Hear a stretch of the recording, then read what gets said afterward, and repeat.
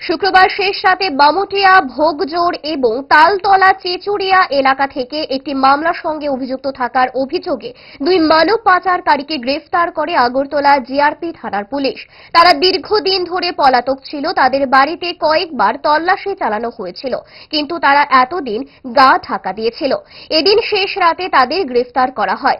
Agartala GRP থানার police, BSF, সিধাই PS এবং Lefunga PS মিলে এই অভিযান চালায়। সিধাই থানার রাজধন সরকার, বয়স 25, বাড়ি তালতলা চেচুড়িয়া এবং লেফুঙ্গা থানার আকাশ রায়, বয়স 27, বাড়ি বামুটিয়া, ভোগজোড়। ধৃত দুজনকে আগরতলা জিআরপি থানাতে নিয়ে এসে ওই পুলিশের একটি বিশেষ টিম জিজ্ঞাসাবাদ চালিয়ে যাচ্ছে।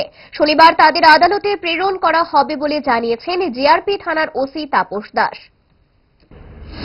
আমরা মধ্যরাতে আমরা আগরতলা জিআরপি থানা এবং বিএসএফ এবং লোকাল যে পিএস আছে, সিধাই পিএস, লেফুঙ্গা পিএস এবং বামুটিয়া ফাঁড়ি, আমরা কালকে একটা জয়েন্ট লিড করি। তো আমাদের দুজন একুশ ছিল ওইখানে, যাদের বাড়ি, যাদের আমাদের আগরতলা জিআরপিএস কেসে ওয়ান্টেড ছিল। অ্যাকচুয়ালি তারা ওই যারা ইলিগেলি ভাবে বাংলাদেশ ইন্ডিয়া বর্ডার ক্রস করে আমাদের আগরতলা রেস্টুরেন্টে যাওয়ার চেষ্টা করতো, আমরা যাদেরকে অ্যারেস্ট করতাম। তো এরকম মামলারই সূত্র ধরে আমরা গতকালকে দুজনকে গ্রেপ্তার করেছি।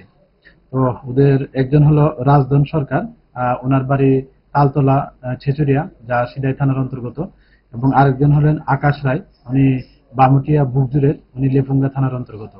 তো আজকে আমরা ওনাদেরকে মহামান্য আদালতে প্রেরণ করছি এবং আমরা দেখছি আরো কিছু নাম বেরিয়ে এসছে, তারা কোর্টে স্বীকার করেছে।